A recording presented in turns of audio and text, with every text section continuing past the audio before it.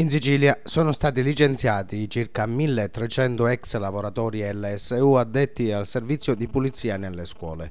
Ieri sera al Senato è stato bocciato l'emendamento che prevedeva la proroga dei rapporti per tutto il mese di marzo. Ricordiamo che questi lavoratori dipendono dai consorzi di ditte a cui il Ministero affida i servizi ausiliari di pulizia nelle scuole.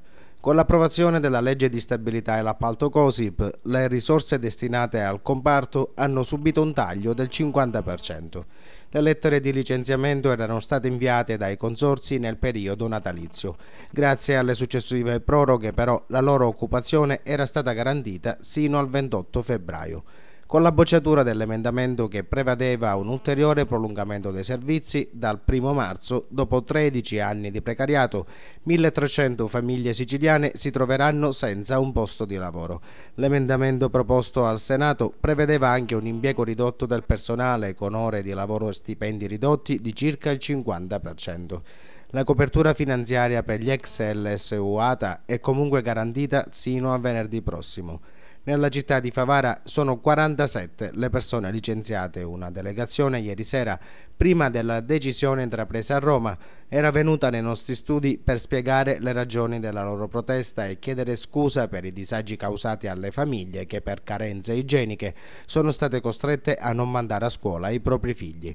In mattinata, invece, sit-in di protesta davanti all'Istituto Comprensivo Falcone Borsellino di Violanda. Scuola quest'ultima rimasta oggi con le aule vuote. La protesta dei lavoratori è destinata a continuare. Oltre alla Sicilia, i licenziamenti interessano anche lavoratori in servizio nella provincia di Napoli.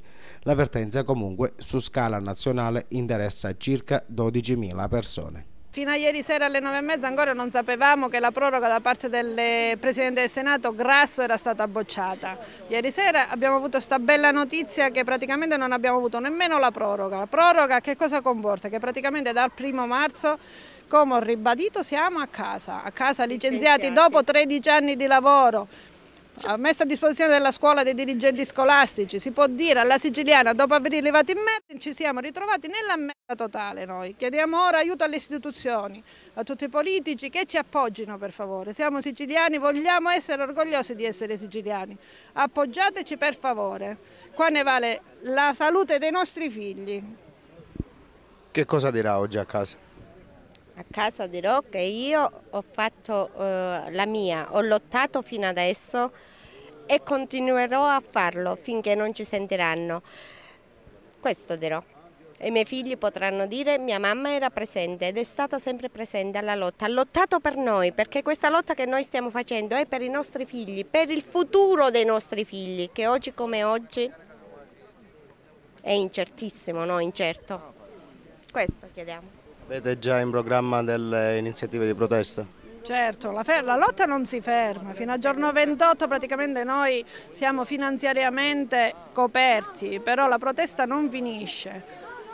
Abbiamo in mente di andare a Roma, andare a occupare a Roma, cosa che è stata fatta la scorsa settimana. Siamo stati una delegazione presente a Roma, abbiamo protestato, abbiamo trovato uno spiraglio che si è praticamente dissolto ieri sera con questa notizia che abbiamo ricevuto.